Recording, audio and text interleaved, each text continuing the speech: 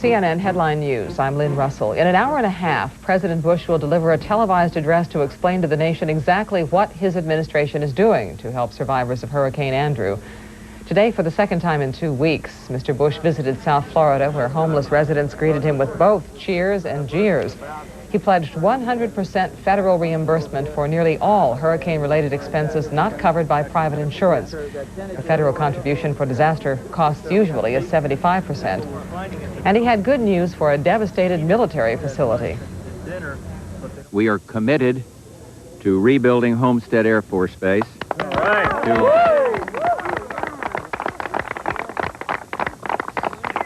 To show our commitment to South Florida. Homestead is very important to our military. It helps combat the cocaine trade, it provides air defense, and it will be rebuilt. Afterward, the President and the First Lady visited Louisiana, where Andrew did moderate damage compared to Florida. The hurricane death toll in the Bayou State has grown to 8 after the Coast Guard found 4 bodies in the Gulf of Mexico. It's searching for 2 more. Insurance officials say the damage caused by Hurricane Andrew in South Florida will cost private insurers $7.3 billion. That makes Andrew the most expensive natural disaster in insurance industry history. It tops the old record holder, Hurricane Hugo, in 1989 by more than $3 billion. An estimated 180 to 250,000 people were left homeless by Andrew in South Florida. Military personnel are erecting 3 tent cities, and people could begin moving in tomorrow. John Holloman is there. The tents are up, but people are slow to set up housekeeping here. For folks like Irene Miller, who lost everything, this tent city in Homestead is a poor substitute for even the Homestead Middle School gym, where she's lived since Andrew turned her life upside down. And they're talking about moving me out here. And it may be okay if they get the air conditioning coming in. I don't know, because it's not air conditioned over there either. But they're going to put up bathrooms and so forth for us here, but how far? And when you step out of the tent, you're in the Sahara Desert, I believe.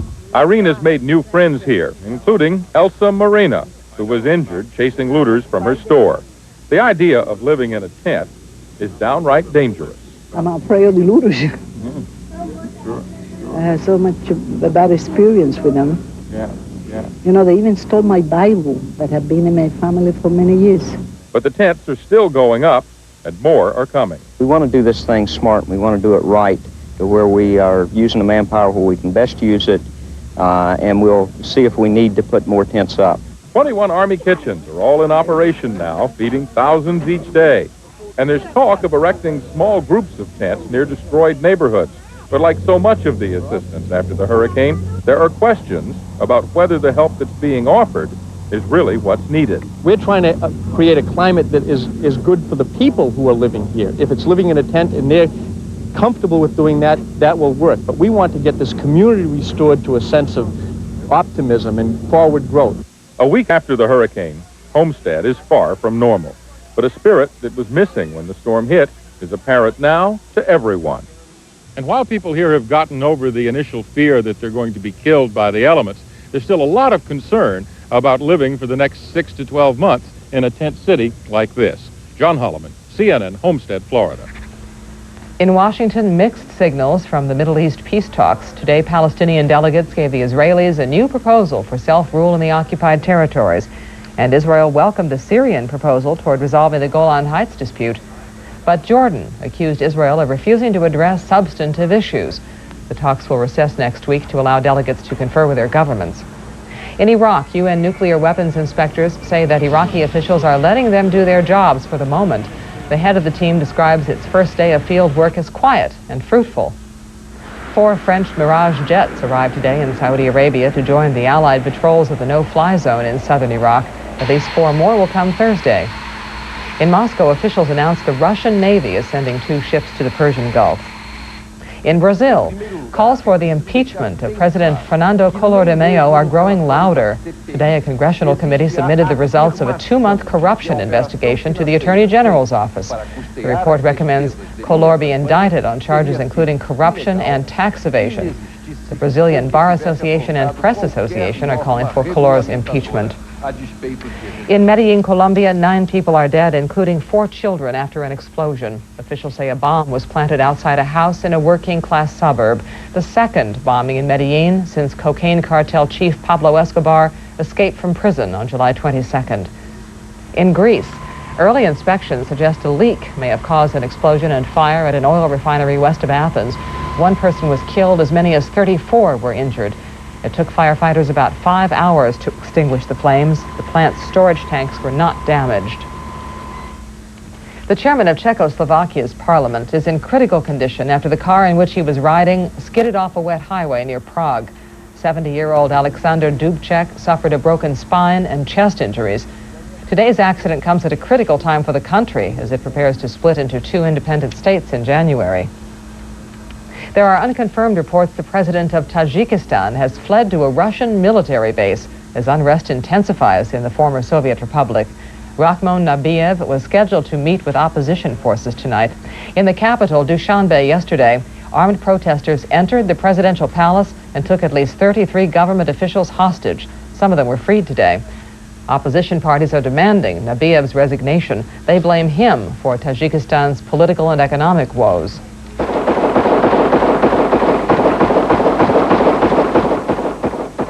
Fighting continued in the Georgian territory of Abkhazia today between government troops and secessionist militia. There are unconfirmed reports that Russian troops are helping. I know the MDA is putting its resources into research to save people's lives. You might say they're putting your money where their mouth is.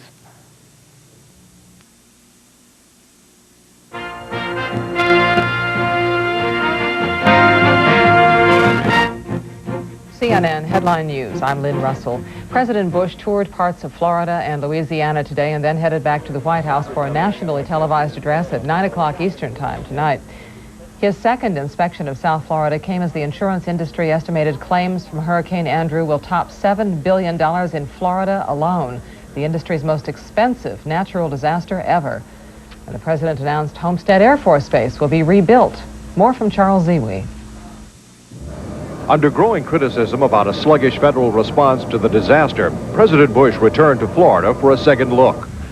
He drove through demolished neighborhoods and got an emotional welcome from residents whose homes were destroyed. It's amazing the way these people come together and keep a spirit when things are rough. It's such a great example to the rest of this country. The president went through the breakfast line at a military field kitchen and looked over a hospital set up in a school library. He also toured one of the tent cities being set up by the military. Later, Mr. Bush announced the government will pick up 100% of the state and federal cleanup costs. And we, working cooperatively with everybody, will rebuild South Florida. The spirit's still here. The spirit is still intact. And may God bless the people that have been hurt. We're here to help. The federal effort is running into resistance, meanwhile, from residents who are hesitant to leave their homes and move into tents. The majority of them will rather stay because, you know, what little stuff they got here, they're afraid, you know, they're going to lose it. We're not here to intimidate, to force. We're here to support. And you don't have to live in our tent city to take advantage of the other services and support that we're offering. Many people whose homes were leveled have either moved out of the area or taken up residence in sweltering local shelters. It's God's will. What can we do? You can't fight it. You can't demand it. You have to go along with it. Red Cross officials say many could be in those shelters for months. When we go to an emergency such as this, and understand this is a catastrophe, we just stay here as long as we're needed. Officials think that need will be around for a long, long time. Insurance industry officials, meanwhile, are saying they expect about 700,000 home, business, and auto claims from South Florida alone. Charles Ziwi, CNN, Homestead, Florida. Recovery may mean a long campaign for the Pentagon. Army Chief of Staff Gordon Sullivan says federal forces could be in South Florida much longer than originally thought. He says he's prepared to put 25,000 federal and National Guard troops in the area to, quote, put their arms around the people. He says a soldier will be stationed in every neighborhood to help residents recover. The number one priority is to get the relief down to the people, the immediate needs that they have: food, water, shelter, sanitation. That's the relief phase. Once we get through that, we'll move into recovery, and finally, the final phase of this operation will be the reconstitution. As of now, about 21,000 troops are assigned to the relief effort. Democratic presidential candidate Bill Clinton focused on Medicare during a southern swing through Georgia and North Carolina. He told senior citizens in both states President Bush's plan to balance the budget includes deep cuts in Medicare and higher out-of-pocket costs for older Americans. He said they could be paying $2,000 more over the next 5 years. Already, the gaps in Medicare coverage cause great hardship. I don't know how many elderly Americans there are who are just a little too well off to be on Medicaid and depend on Medicare, but they have big drug bills every month, and they're choosing right now between medicine and food on their table. Right now, before these cuts go in. The Bush campaign called Clinton's remarks fear-mongering and pandering to the elderly. A 3-year program of middle school and junior high reforms yielded, quote, uneven and inconsistent results. That's a report from an educators group after reforms suggested by the Carnegie Corporation were tried in 27 states. The report says part of the problem was that not all states fully implemented all reforms. Educators call the program a success story in progress. After months of standing in place, Middle East peace negotiations may be moving forward. Israel says it sees some positive elements in a document Syria presented concerning the Golan Heights. Syria wants a complete Israeli withdrawal from the region, which Damascus lost in the 1967 war. Neither side is saying exactly what the document spells out. Meanwhile, Israeli and Palestinian teams are considering convening smaller groups to discuss what Israel calls the nitty-gritty details of a peace settlement. United Nations nuclear experts say Iraq is cooperating. The team leader called today's initial field inspections fruitful. He isn't being more specific. Among other things, the UN inspectors want to see how much radiated uranium Iraq still has. They may be after centrifuges, which are used to enrich uranium. The number of Western flights over southern Iraq now has topped 600, and as far as the U.S. Defense Department knows, Iraqi jets haven't tried to breach the no-fly zone. French warplanes arrived in Saudi Arabia today to join Operation Southern Watch, and a provincial governor revealed Iraq's military received orders not to challenge reconnaissance flights before the zone took effect last week. In Sarajevo, UN officials say at least 4 peacekeepers were injured in one of the worst attacks on UN barracks so far. It isn't clear who's responsible. The death toll in Bosnia-Herzegovina is mounting, 2 days before the latest round of peace talks begin in Geneva. Sarajevo's TV station was targeted today. At least 20 people reportedly have been killed since yesterday. Meanwhile, the UN says it will begin an airlift of chlorine to Sarajevo soon. Officials say the city has only a 3-day supply left to purify its water. It's been suggested the battle lines in Bosnia haven't necessarily been drawn along ethnic or religious lines as the world generally believes. More on that from Christiane Amanpour.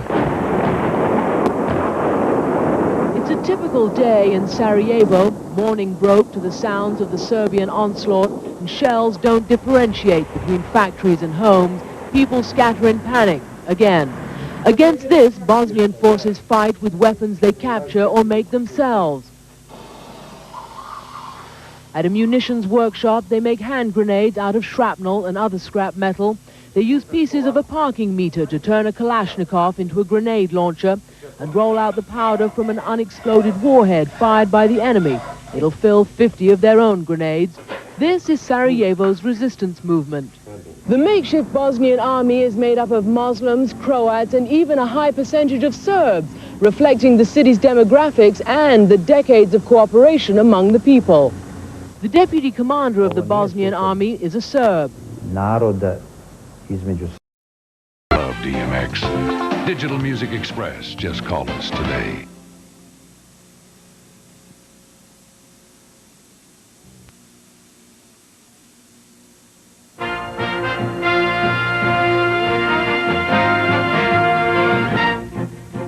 CNN Headline News. I'm Lynne Russell. President Bush is scheduled to make a brief, nationally televised address in about 30 minutes on the country's most expensive natural disaster. He spent much of the day walking through the devastation Hurricane Andrew brought to South Florida and Louisiana. Jim Dexter has details. And we're in this for the long haul. We won't leave until the job is done. Making his second visit to South Florida since Hurricane Andrew, President Bush promised long-term federal help. Accompanied by the First Lady, Bush inspected relief facilities and spoke with storm victims.